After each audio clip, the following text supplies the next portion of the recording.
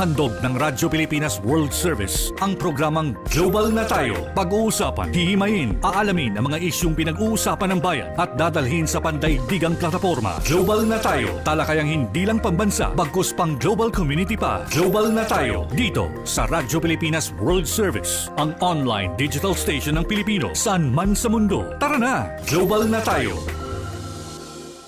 Muli po isang mapagpalang pagbati mula po dito sa inyong himpilang Radyo Pilipinas World Service. Ito po ang programang Global na Tayo. Ako po ang inyong lingkod, Ray Sampang. Kasama po natin maglilingkod sa inyo sa mga oras na ito. Of course, ang ating Global na Tayo team. Kasama natin sa ating Master Control si Mr. Milo Jonela, sa ating Wirecast si Hero, and of course, ang ating kasama naman sa ating live audio streaming, walang iba kundi si Justin. At ang ating executive producer, si Miss Stephanie Vicente. Kami po ay inyong nasusubaybayan sa pamamagitan ng ating Facebook broadcast live. Sa inyo po mga Facebook accounts, sa inyo Facebook browser, type nyo lamang Radyo Pilipinas World Service. And of course, sa ating YouTube channel, sa inyo pong YouTube browser, type nyo lamang Radyo Pilipinas World Service. At sa ating shortwave broadcast kung saan tayo napapakinggan at napapakinggan sa iba't ibang panig ng mundo, sa pamamagitan naman po yan ng mga transmitters ng Voice of America. Now, ang mga shortwave frequencies po natin na gamit, transmitter ng Voice of America, ito po yung mga shortwave frequencies natin, para mapakinggan nyo po kami sa inyong mga shortwave radios. 9.370 MHz, ulitin ko po, that's 9.370 MHz with an alternate frequency of 15.200 MHz. At meron pang isa, 9.925 MHz.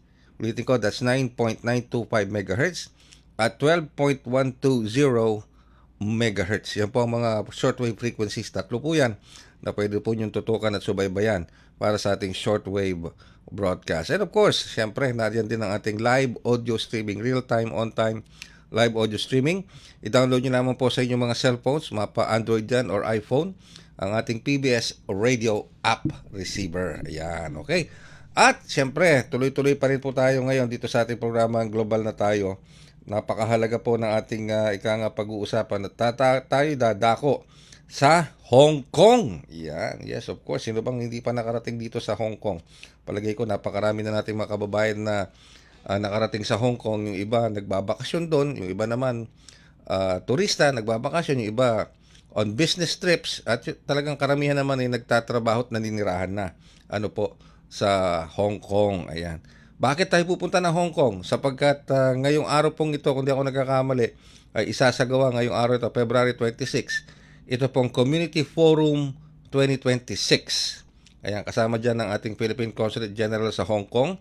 At makakasama nila dyan yung ating mga kababayang Pilipinong naninirahan at nagtatrabaho sa bansang Hong Kong. Sa Hong Kong. Ngayon, ano ba itong Community Forum 2026? Ano ba ang objective nito? Anong goal nito? At ito ba magbibigay ng serbisyo sa mga kababayan nating nagtatrabaho at naninirahan na dyan sa Hong Kong, at ano-ano ang mga serbisyong ito? Alright, nasa linya po natin ang komunikasyon para makakuha tayo ng karagdagang detalye tungkol dito. Makakasama po natin ang ating Philippine Consulate General in Hong Kong.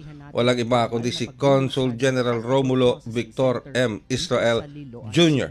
Magandang umaga po, Consul General Israel Jr. Si Ray Sampang po ito sa programang Global na Tayo. Pag-abot program. Ako po si Josephine De Jesus. At ako naman si Carl James Socobilio mula sa DSWD Region 7. Kami po ay live ninyong napapanood sa Facebook pages at YouTube channels ng RTVM. Okay, medyo mayroon tayong konting technical meron lang tayong konting technical problem dito. So inaayos lang po natin. Okay, balik na. Nandiyan na. Nasa linya na natin si Philippine Consulate General in Hong Kong. Wala iba kundi si Consulate General Congen Romulo Victor M. Israel Jr. Congen Israel, magandang umaga po. Si Ray Sampang po ito sa programang Global na Tayo. Magandang umaga, Sir Ray. Sa lahat po ng inyong mga listeners, mga taga-sunod, taga-subaybay sa inyong programa. Alright.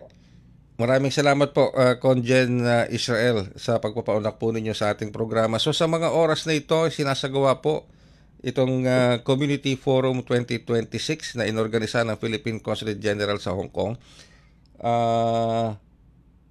Alright. Siguro po, bigyan niyo lamang po kami ng konting background kung ano po ang layunin itong Community Forum 2026. Well, una sa lahat po, mamayang gabi pa po namin gagawin. Ito po ang ating forum na town hall meeting with our Filipino community in Hong Kong.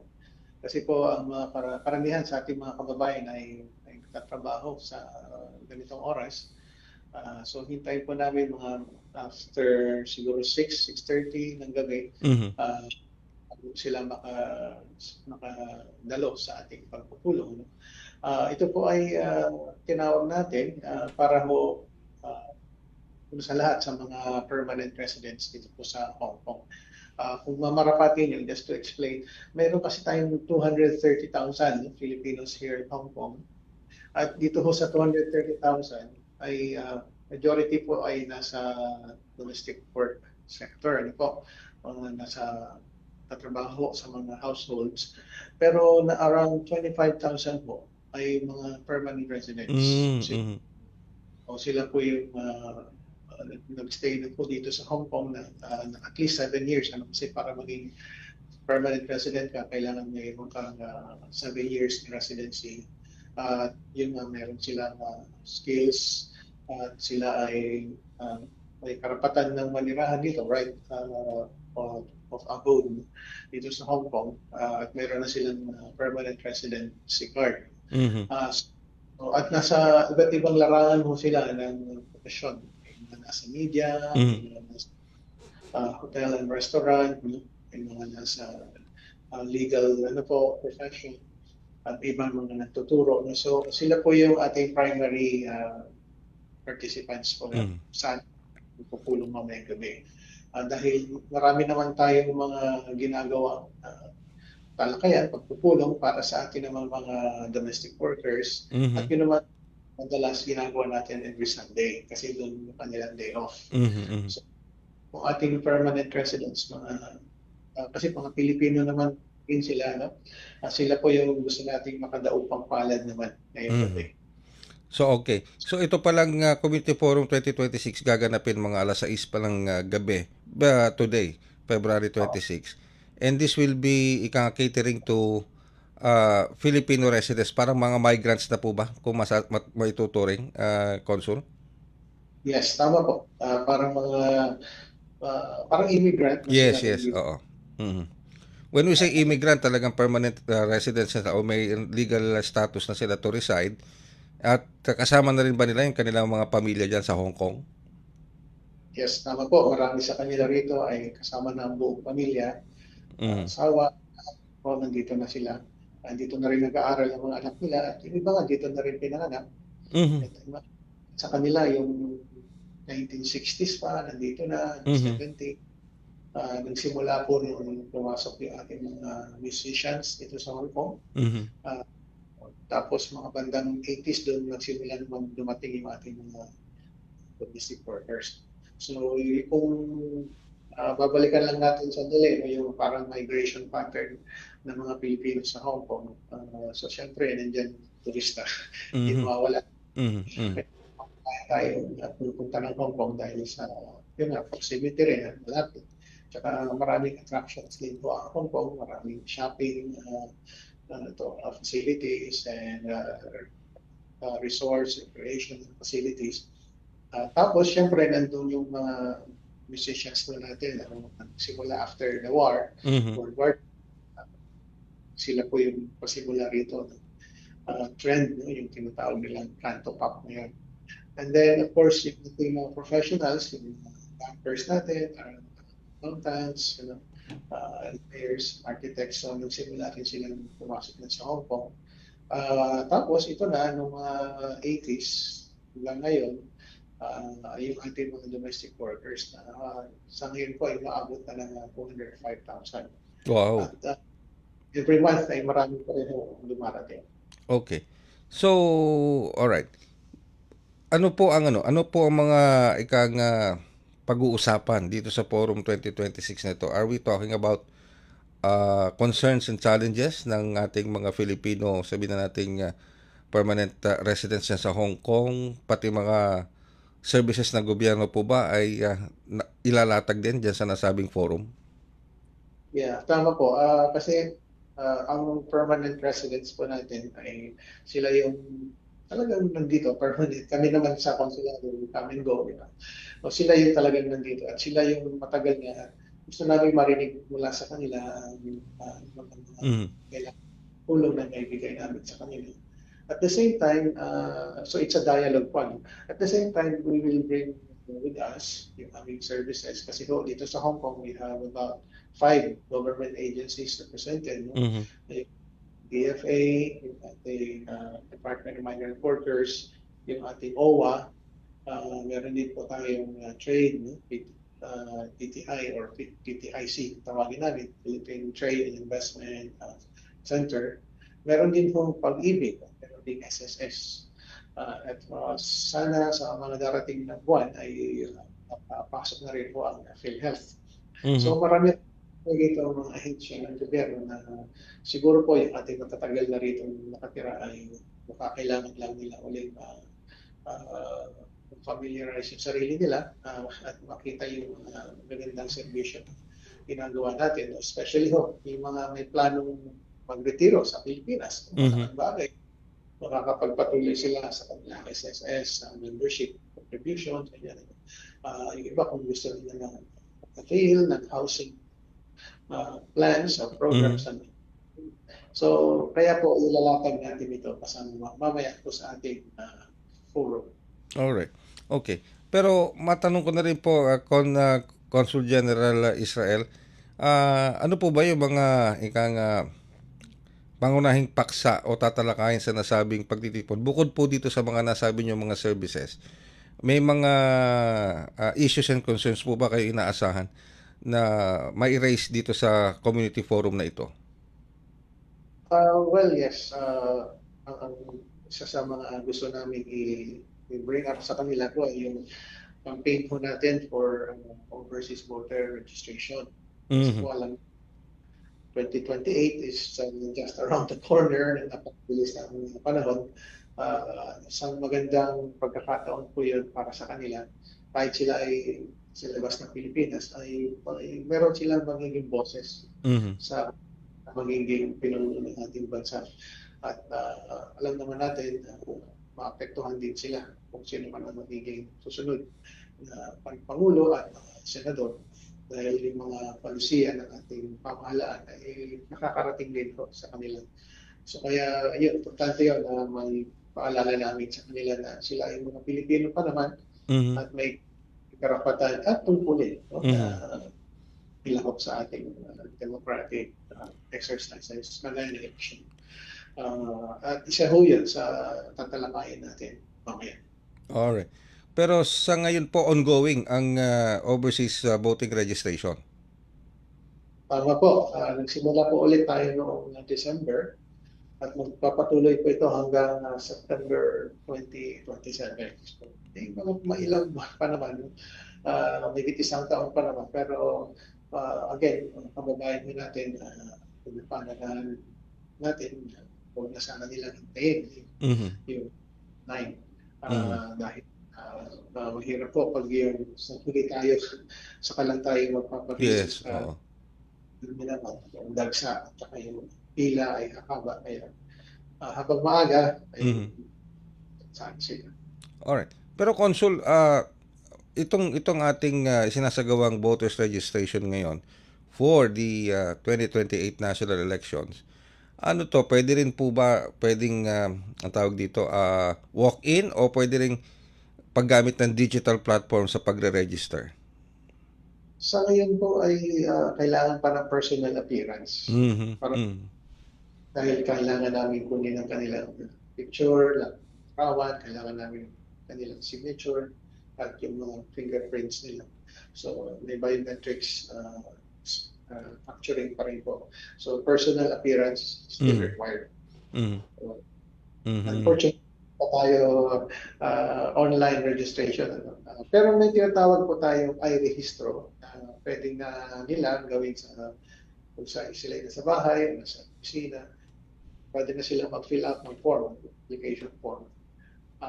At yun na lang po, may QR code na lalabas at yun na lang po ang dadalhin nila sa amin. At yun ho yun to expedite the process. Kasi pag may QR code na sila, pwede na ho namin ma-scan yung QR code at lalabas na po sa aming machine, computer, data na na-encode nila. So hindi na namin kailangan i-encode nila. So that removes siguro 1/3 of the process. Then wala na silang ibang gagawin kundi yung biometrics na lang. Alright. Scan, signature. Alright. Pero ito, matanong ko na rin to, Consul Jen, sa dami po ng ating mga, sabihin na natin pong mga permanent resident na dyan sa Hong Kong na Pilipino, meron ba tayong offer sa kanila? Iba kasi yung just to clarify, Conjen, iba yung having illegal permanent residence as compared to man-naturalize ka na Hong Kong resident, tama ba yun? Kasi ang susunod na tanong ko dyan may mga nag-a-avail ba ng dual citizenship? Well, meron pong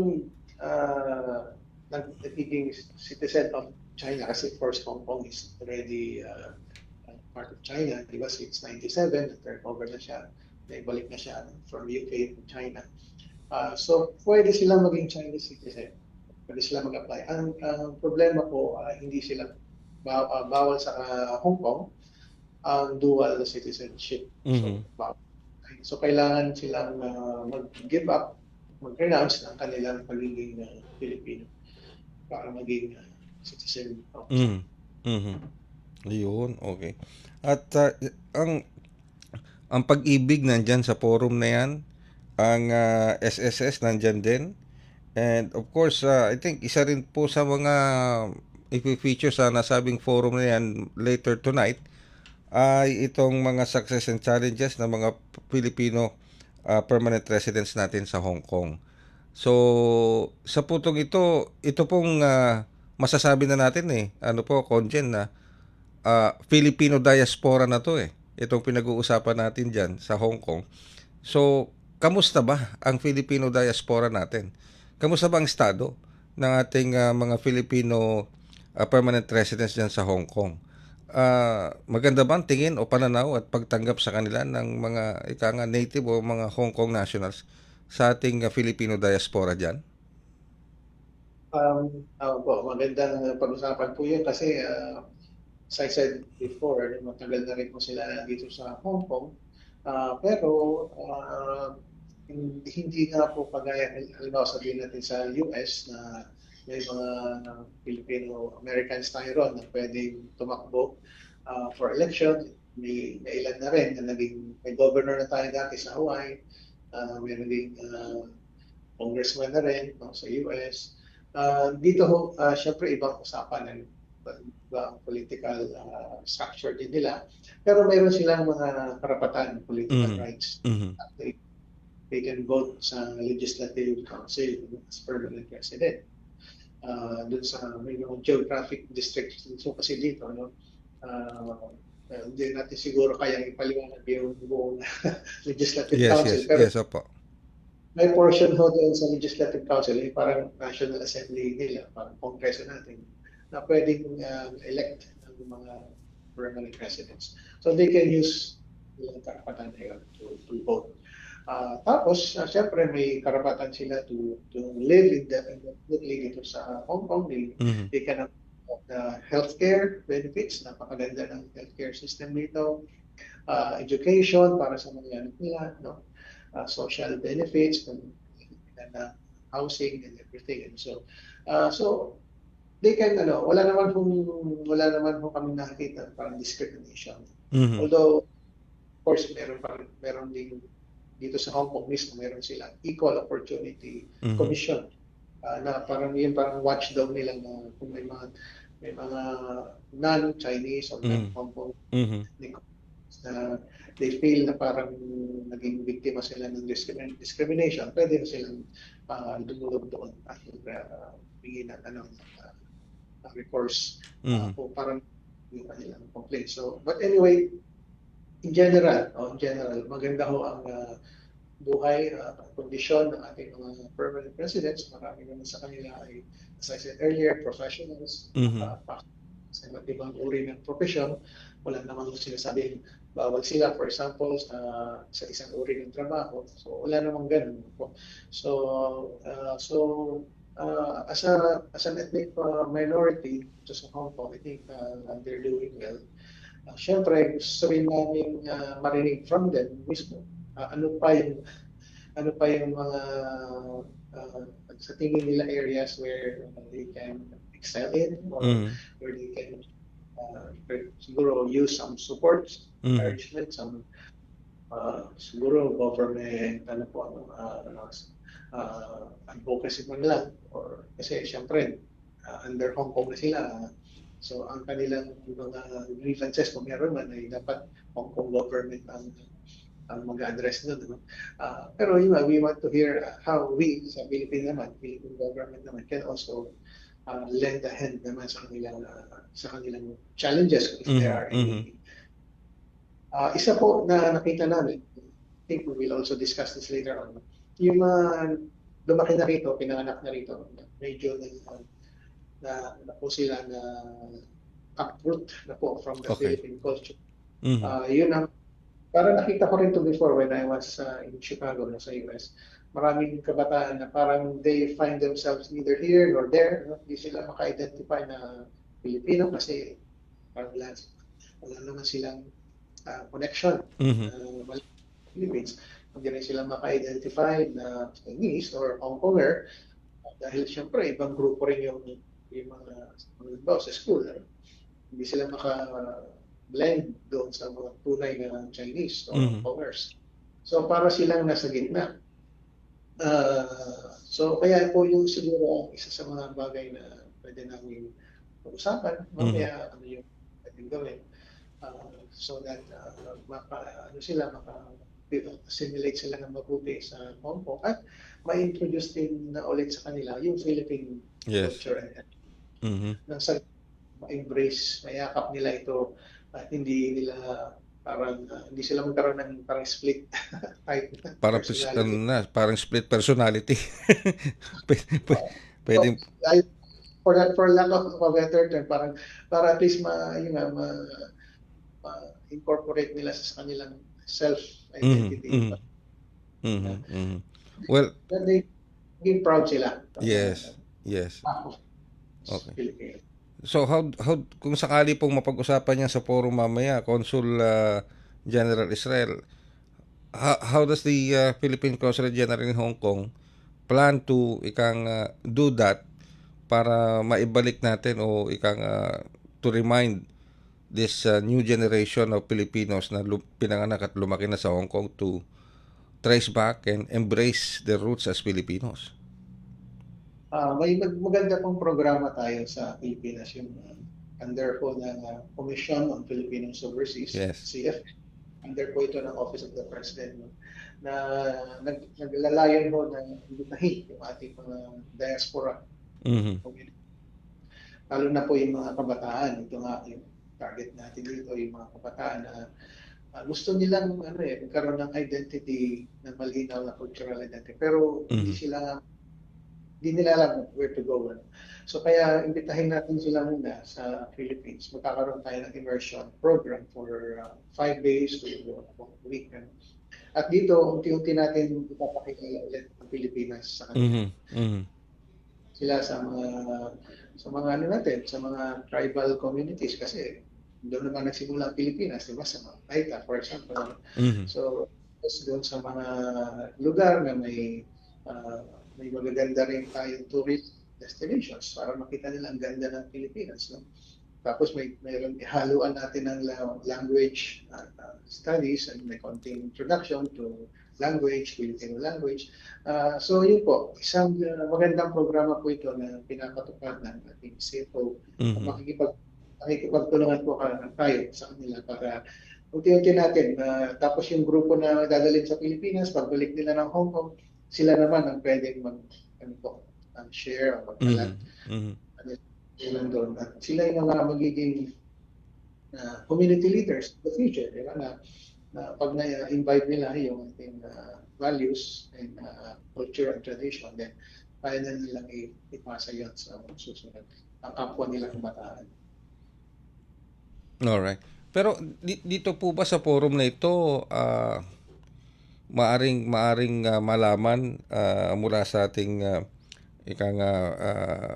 Filipino resident sa Hong Kong kung ano yung mga usually na nararanasan nilang problema o challenges na idinudulog sa inyo dyan sa ating Philippine Consulate General sa Hong Kong? So of course, kaya po ang gagawin natin sa forum is meron tayong konting introduction to the Philippine Consulate General, what we do, what our services are. Tapos may time po tayo, space for open forum, dialogue. Although before they attend, before they come to the consulate for the forum, meron na tayong survey na ginawa. Okay. Yung sa registration na kung saan sila mag-sign up for their attendance. May mga questionnaire na po tayo dyan na unti-unti na natin binubulat. Nasa sa loobin nila. No? Kung meron silang mga anak na kailangan ng dalhin sa Pilipinas, ano yung mga kailangan nilang dokumento, gano'n. Kung meron sila na, kung sila ay voter na ba o hindi pa. So mga gano'ng issue. Yes. Sa forum mismo, tatalakayin po ano yung mga possible responses sa mga challenges na yun. At hindi lang po ito one time, magkakaroon pa po tayo ng susunod pang mga gaya ng ganitong gatherings. At syempre may follow-through kung may nakuha tayo rito mga special concerns ay susundan natin yun with another forum. Doon natin ilalatan yung mga possible solutions. At syempre gusto natin communal din Because hindi naman parang laging top-down yung approach. No? So gusto natin dahil ano yung mga mungkahin nila na pwede na magsimula na action. And ito pong community forum na ito, is this an annual event, Consul General Israel? Well, unfortunately, ang pinakahuli kong forum of this nature ay ginawa pa yata noong 2018. Sa matagal na po. Dahil siguro nagkaroon din ng pandemic, kaya medyo nahinto. No? So kaya muli ho natin gagawin, parang kapihan style ng para ho, again, karoon sila ng direct line of contact or communication with us. Kasi minsan, pwede naman tayong tawagan or pwede silang mag-email, pero minsan hindi ho talaga nila maipahayag, di ba, ng ayos kanila sa loobin. Mas maganda talaga yung face-to-face. At maganda rin yung nagsasama-sama, nakikita-kita ulit sila. Kasi marami din hindi pa magkakakilala, I'm sure. Kasi sa 25,000 na Pilipinos, hindi natin talaga sabing sila ay close-knit, di ba? So we want to develop din the action nila at kung magkaroon sila ng deeper camaraderie. Yung siguro sabihin na natin unstated na objective natin ito is for them to feel na they belong to this community at maramdaman nila na meron pala kaming that we can start parang talagang inilalapit nyo na talaga yung serbisyo at programa ng gobyerno dyan sa ating mga kababayan dyan sa Hong Kong, Consul General Israel. Sir. So, hindi na namin sila hihintayin na kami na mismo yung magtatanong po. Kami na mismo yung tutulog sa kanila. Kasi maganda rin yung nararamdaman nila na kami yung interesado. Di ba? Yes, that's true. Totoo po yun, Consul General. Pero ito po mamaya, ulitin ko, mamayang gabi po ito, today. Pero mamayang gabi, mga 6 p.m. to 8 p.m. At saan po ang venue nito, Consul General? Well, nandito tayo ngayon. Itong ating ginagamit na kwarto ngayon ay ito yung 18th floor ng United Center Building. Ito po yung ating OWA Global Center or OW Center. So dito rin po gagawin yung ating public forum mamaya. All right. And of course, we hope that the Community Forum 2026 will be a very very successful one sa pangunguna po ng ating Philippine Consulate General, sa pangunguna po rin ninyo together with the other government agencies na makakatuwang po ninyo dyan. Pero siguro, Consul General Israel, bibigay ko na po sa inyo ang floor for you to give your message and anyayahan pa rin po itong ating mga kababayang Pilipino na ika nga po matatawag na natin talaga mga Filipino migrants o immigrants dyan po sa Hong Kong na dumalo sa Community Forum 2026. Go ahead po, Consul General Israel. Okay, maraming salamat po ulit sa pagkakataong ito na makapagbigay po tayo ng impormasyon sa ating ginagawa dito po sa konsulado, at kasama na nga po yung ginagawa nating paglapit ng ating serbisyo sa ating mga kababayan dito sa Hong Kong. Marami na po tayong nagagawang tulong para sa ating mga kababayan manggagawa, yung mga OFWs natin, pero gusto rin nating bigyan pansin naman ang ating mga residents po dito sa Hong Kong or immigrants na matagal na rin po dito sa Hong Kong. Ilan sa kanila ay gawa na rin ng magagandang bagay para sa ating kababayan at sa ating bansa. Gusto natin silang makadaupang palad at sana po ay maka-attend sila ngayong gabi. Although sabi po sa akin kanina ay nasa 60 na po mga nagparehistro, at ang target naman namin ay hindi naman lalampas sa 100. So I think dami pa. At sana po ay maging maganda yung ating pakikipag-dialogo sa inyo, sa ating mga kababayan, ang marinig namin ang inyong hinaing o meron ng concerns para mapaganda pa ho natin yung aming serbisyo rin sa ating kababayan dito sa Hong Kong. In fact, gusto ko na rin siguro banggitin na we are already doing a major renovation of our office. Ating konsulado po, hopefully by June, July, or itong second half of the year ay matapos na, at may bigay ho namin ng mas magandang serbisyo para sa inyo. Total, yan ho ang technology, gusto natin gamitin ito, improve our services. Meron na to tayong cashless payment. Natutuwa kami na this year, introduce natin ito for our kababayan here in Hong Kong na hindi na sila kailangan magdala ng pera at minsan may kulang. Mag-withdraw pa, may kasama pang bata, minsan ang hirap, palabas-labas pa ng building or office. So this time, kung meron mo silang yung mobile app or bank nila, pwede na silang mabilis ng bayad sa amin. Wala na kailangan cash at hindi na kailangan. So mga ganung maliliit na improvements, hopefully ay maramdaman ng ating mga kababayan, and we are here to hear them out kung meron pa kami kailangan gawin for them. Wow, talaga. Ang dami. Those are not just small achievements and programs and services, Consul General. Napakalaking bagay po niyang mga binabanggit niyo, especially yung mga cashless payments, yung mga digital processing ng mga papeles. Napakalaking bagay po niyan para sa isang Filipino immigrant sa Hong Kong or para sa isang OFW, dahil that unloads a lot of time sa kanila na pwede pa nila magawa sa ibang paraan.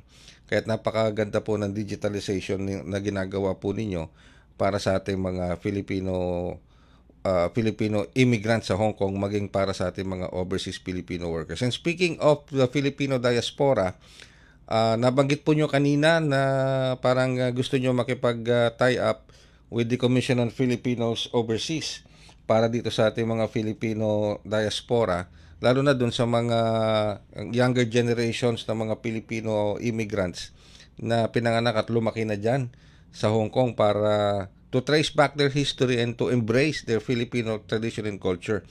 Kasi po hindi po nyo natatanong dito sa Radyo Pilipinas World Service, we have in our station nagpo-programa regularly ang Commission on Filipinos Overseas sa pangunguna po ni Secretary Clink Ang. At of course kasama natin lagi dito sa programa na yan, yung CF, sa serbisyong CFO sa Bagong Pilipinas, si Mr. Ares Gutierrez. ng CFO.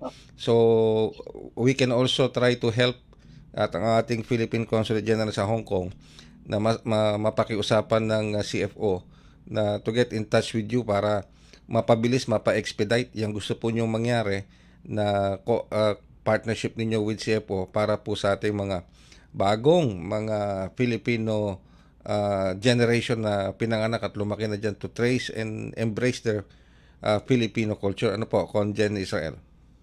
Thank you so much po. May paparating niyo po sa atin. Opo, actually nandito na si Ares ngayon na CFO eh. Actually, pagkatapos nitong programa ng aming panayam sa inyo, sila naman ang susunod na magpo-programa dito sa ating program. So, we can always extend that to them. Pero palagay ko they will be more than willing to have that partnership in collaboration with the Philippine Consulate General in Hong Kong. Ayan. Sige. Nagta-thumbs up na ba si Ares? Sige, thumbs up na lang si Ares. Yeah. Okay. Maraming salamat po, Conjen Victor M. Israel Jr. sa oras sa pinagkaloob nyo. And again, we know that the Community Forum 2026 na sa Hong Kong will be a successful and fruitful one. Maraming salamat po, Conjen Israel. Maraming salamat po. Mabuhay po kayo. Ang ating pong Philippine Consulate General in Hong Kong, Conjen Romulo Victor M. Israel Jr. Ayan, yung ating mga kababayan sa Hong Kong. Ano po, lalo na yung ating mga Filipino immigrants na dyan, na residing permanently and legally residing na dyan sa Hong Kong. Abay, umattend po kayo. Sumama kayo dyan. Makiisa kayo dyan sa Community Forum 2026 na inorganize ng Philippine Consulate General sa Hong Kong. Mamaya pong alas 6 yan. Alas 6 hanggang alas 8 ng gabi. Ano po? So, mamaya pang gabi yan. May time pa ho kayo. Magpa-register na po kayo. Magpa-register na kayo. Gaganapin po yan dito sa Mulabe and Coconut sa Mulabe at Coconut Halls of ng DMW OWA OFW Global Center. Matatagpuan po yan sa 18th floor ng United Center Building, 95 Queensway, Admiralty.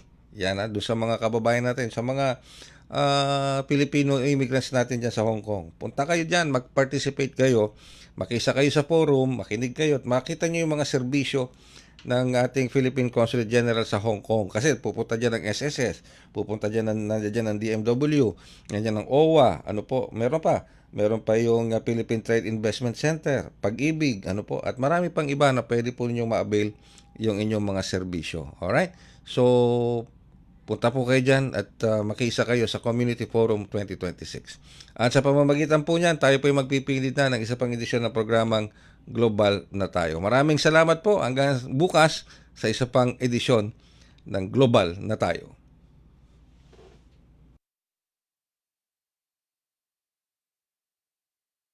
Handog ng Radyo Pilipinas World Service ang programang Global na Tayo. Pag-uusapan, hihimayin, aalamin ang mga isyung pinag-uusapan ng bayan at dadalhin sa pandaigdigang plataforma. Global na Tayo, talakayang hindi lang pambansa, bagkus pang global community pa. Global na Tayo, dito sa Radyo Pilipinas World Service, ang online digital station ng Pilipino saan man sa mundo. Tara na, Global na Tayo.